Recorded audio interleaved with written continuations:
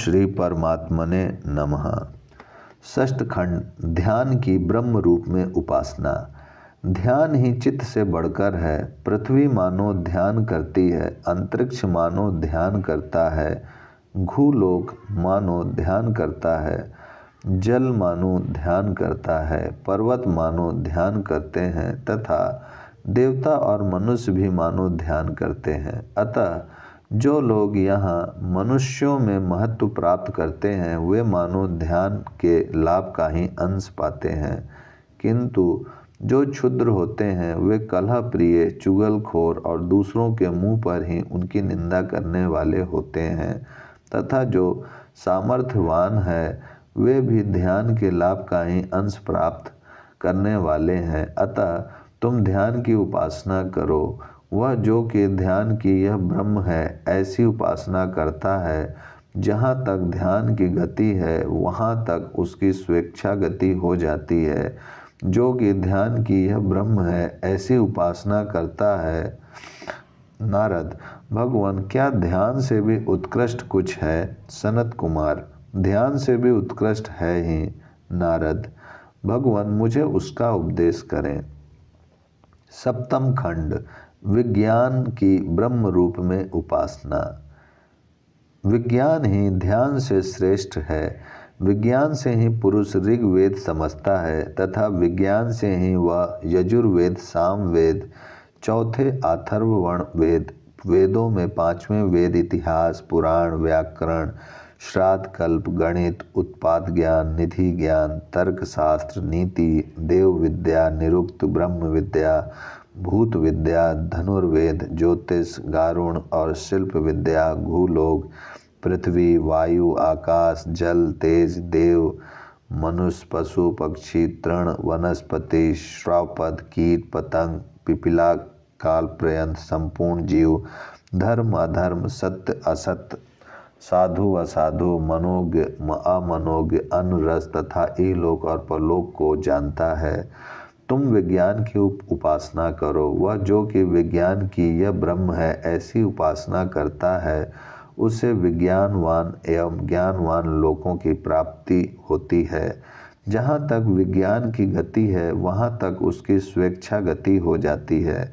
जो कि विज्ञान की यह ब्रह्म है ऐसी उपासना करता है। नारद, भगवान क्या विज्ञान से भी श्रेष्ठ कुछ है? सनत कुमार, विज्ञान से श्रेष्ठ भी है ही। नारद, भगवान मुझे वही बतलावें। अष्टम खंड, बल की ब्रह्म रूप में उपासना। बल ही विज्ञान की अपेक्षा उत्कृष्ट है। 100 विज्ञानवानों को भी एक बलवान हिला देता है।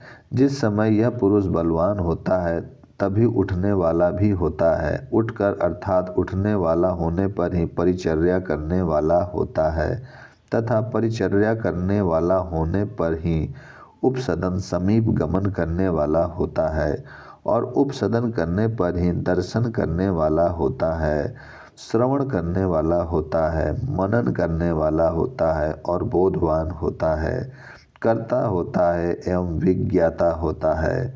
बल से ही पृथ्वी स्थित है, बल से ही अंतरिक्ष, बल से ही भूलोक, बल से ही पर्वत, बल से ही देवता और मनुष्य, बल से ही पशु पक्षी, तृण, वनस्पति, श्वापद और कीट पतंग एवं पिपीला काल पर्यंत समस्त प्राणी स्थित हैं तथा बल से ही लोक स्थित है।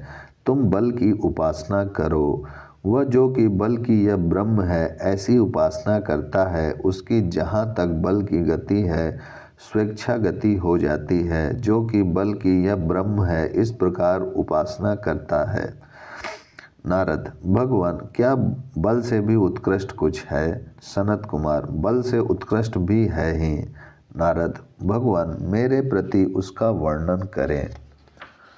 नवम खंड, अन्न की ब्रह्म रूप में उपासना।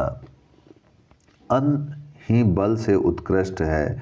इससे यदि 10 दिन भोजन ना करें और जीवित भी रह जाएं तो भी वह अदृष्टा, अश्रोता, अमंता, अबोधा, अकर्ता और अविज्ञाता हो ही जाता है।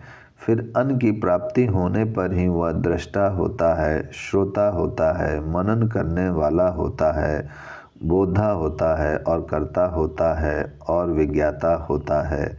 तुम अन्न की उपासना करो, वह जो कि अन्न की यह ब्रह्म है ऐसी उपासना करता है उसे अन्नवान और पानवान लोकों की प्राप्ति होती है। जहाँ तक अन्न की गति है वहाँ तक उसकी स्वेच्छा गति हो जाती है। जो कि अन्न की यह ब्रह्म है ऐसी उपासना करता है। नारद, भगवान क्या अन्न से बढ़कर भी कुछ है? सनत कुमार, अन्न से बढ़कर भी है ही। नारद, भगवान मुझे उसी का उपदेश करें। दसम खंड, जल की ब्रह्म रूप में उपासना। जल ही अन्न की अपेक्षा उत्कृष्ट है। इसी से जब सुवृष्टि नहीं होती तो प्राण इसीलिए दुखी हो जाता है कि अन्न थोड़ा होगा, और जब सुवृष्टि होती है तो यह सोचकर कि खूब अन्न होगा प्राण प्रसन्न हो जाते हैं। यह जो पृथ्वी है मूर्तिमान जल ही है, तथा जो अंतरिक्ष, जो भूलोक, जो पर्वत, जो देव मनुष्य, जो पशु और पक्षी, तथा जो तृण वनस्पति, श्वापद और कीट पतंग, पिपील का पर्यंत प्राणी है, वे भी मूर्तिमान जल ही हैं। अतः तुम जल की उपासना करो। वह जो कि जल की यह ब्रह्म है ऐसी उपासना करता है संपूर्ण कामनाओं को प्राप्त कर लेता है और तृप्तिमान होता है। जहाँ तक जल की गति है वहाँ तक उसकी स्वेच्छा गति हो जाती है। जो कि जल की यह ब्रह्म है ऐसी उपासना करता है। नारद, भगवान क्या जल से भी श्रेष्ठ कुछ है? सनत कुमार, जल से श्रेष्ठ भी है ही। नारद, भगवान मुझे उसी का उपदेश करें। एकादश खंड, तेज की ब्रह्म रूप में उपासना। तेज ही जल की अपेक्षा उत्कृष्टतर है। वह यह तेज जिस समय वायु को निश्चल कर आकाश को सब ओर से तप्त करता है उस समय लोग कहते हैं गर्मी हो रही है, बड़ा ताप है, वर्षा होगी। इस प्रकार तेज ही पहले अपने को अद्भुत हुआ दिखलाकर फिर जल की उत्पत्ति करता है। वह यह तेज ऊर्ध्वगामी और तिर्यकगामी विद्युत के सहित गड़गड़ाहट का शब्द फैला देता है। इसी से लोग कहते हैं बिजली चमकती है, बादल गरजता है, वर्षा होगी। इस प्रकार तेज ही पहले अपने को प्रदर्शित कर फिर जल को उत्पन्न करता है। अतः तेज की उपासना करो। वह जो कि तेज की यह ब्रह्म है ऐसी उपासना करता है वह तेजस्वी होकर तेज संपन्न, प्रकाशमान और तमोहीन लोकों को प्राप्त करता है। जहाँ तक तेज की गति है वहाँ तक उसकी स्वेच्छा गति हो जाती है। जो कि तेज की यह ब्रह्म है ऐसी उपासना करता है। नारद, भगवान क्या तेज से भी बढ़कर कुछ है? सनत कुमार, तेज से भी बढ़कर भी है ही। नारद, भगवान मुझे उसी का उपदेश करें। द्वादश खंड, आकाश की ब्रह्म रूप में उपासना। आकाश ही तेज से बढ़कर है। आकाश में ही सूर्य, चंद्र ये दोनों तथा विद्युत, नक्षत्र और अग्नि स्थित है।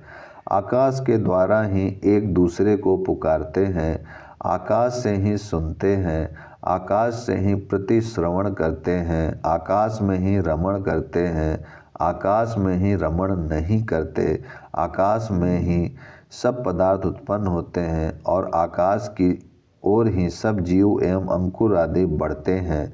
तुम आकाश की उपासना करो। वह जो कि आकाश की यह ब्रह्म है ऐसी उपासना करता है वह आकाशवान, प्रकाशवान, पीड़ा रहित और विस्तार वाले लोकों को प्राप्त करता है। जहाँ तक आकाश की गति है वहाँ तक उसकी स्वेच्छा गति हो जाती है। जो कि आकाश की यह ब्रह्म है ऐसी उपासना करता है।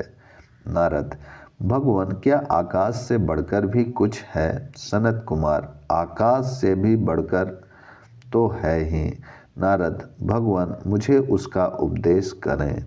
ओम शांति शांति शांति।